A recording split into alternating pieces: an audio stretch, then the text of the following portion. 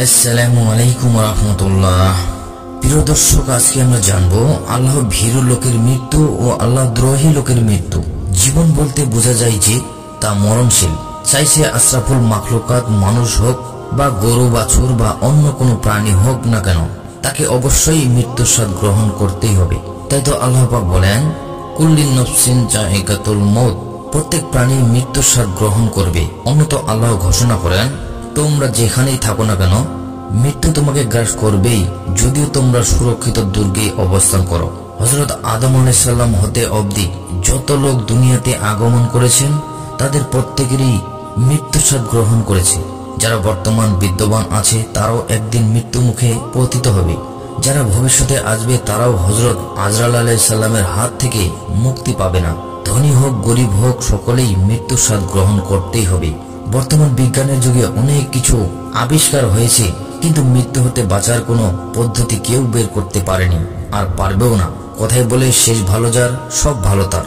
তাই যে ব্যক্তি জীবন সাহান্যে ইমানের সাথে ইহধম ত্যাগ করতে পারবে তার জীবন হবে মঙ্গলময় ও কল্যাণকর। খোদাভীরু ব্যক্তিদের সাধারণত মৃত্যুকালে ঈমান নসিব হয়ে থাকে, আর বদকারদের সাধারণত ঈমান নসিব হয় না। তবে মৃত্যু পূর্বে যদি তার তওবা কবুল হবে, আল্লাহ তাআলা ক্ষমাশীল ও দয়ালু। কেউ বলতে পারবে না তার মৃত্যু কখন এসে যাবে। তাই সর্বদাই মৃত্যুকে স্মরণ করা উচিত। আর মৃত্যুর কথা সর্বদা মনে থাকলে মানুষ কখনো অশ্লীলতা লিপ্ত হতে পারে না। এই কারণে তো প্রিয় নবী সাল্লাল্লাহু আলাইহি সাল্লাম ইরশাদ করেন, সকল স্বাদ বিনষ্টকারী মৃত্যুকে অধিক স্মরণ করো। আর যে ব্যক্তি সর্বদা মৃত্যুকে স্মরণ করে তাকে তিনটি জিনিস প্রদান করা হয়। ১ নম্বর, মৃত্যুর পূর্বে তার তওবা নসিব হয়। ২ নম্বর, সে ব্যক্তি অল্প সম্পদে তুষ্ট থাকে। ৩ নম্বর, তাকে ইবাদত বন্দেগীতে আকৃষ্ট করে বা তার ইবাদত বন্দেগীতে সময় কাটাতে ভালো লাগে। আল্লাহ ভীরু লোকের মৃত্যু। যখন কোনো নেককার বান্দার পৃথিবীর আয়ুকাল শেষ হয়ে যায়, তখন আল্লাহ রাব্বুল আলামিন সে ব্যক্তির নাম মালিকুল মউত বা মৃত্যুর ঘটানোর দায়িত্বে নিয়োজিত ফেরেশতাদের সর্দারের কাছে গিয়ে বলেন, আমার অমুক বান্দা আমার পরীক্ষায় কৃতকার্য হয়েছে, তাকে দুনিয়ার কষ্ট ক্লেশ হটে আমার কাছে নিয়ে এসো। আদেশ শ্রবণ মাত্র মালিকুল মউত ৫০০ ফেরেশতার এক বহর সহ জান্নাতে কফিন ও সুগন্ধি মুক্ত ফুলের তোড়া নিয়ে সে ব্যক্তির শিয়রে উপস্থিত হন। তার চোখের সম্মুখে বেহেশতের শান্তি তুলে ধরেন।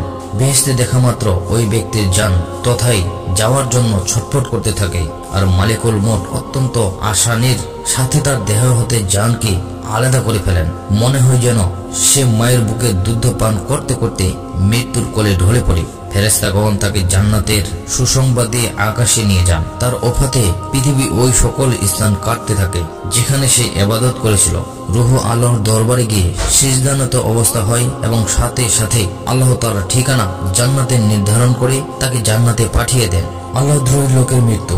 যখন কোনো খোদাদ্রোহী লোকের দুনিয়ার আয়ুকাল শেষ হয়ে আসে, তখন আল্লাহ তাআলা মালিকুল মউতকে ডেকে বলেন, আমার ওই দুশমনকে জিঞ্জিরা বন্ধ করে নিয়ে আসো।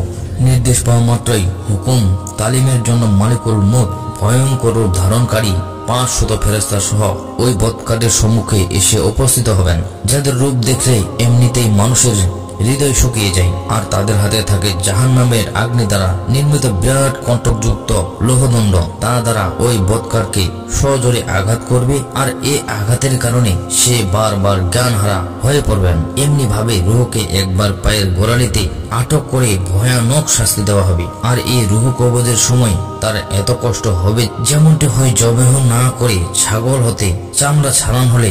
আমরা আল্লাহর কাছে এই ভয়ানক শাস্তি হতে আশ্রয় প্রার্থনা করছি। হে আল্লাহ, তুমি আমাদেরকে তোমার নিরাপদ আশ্রয় দান করুন। আমিন।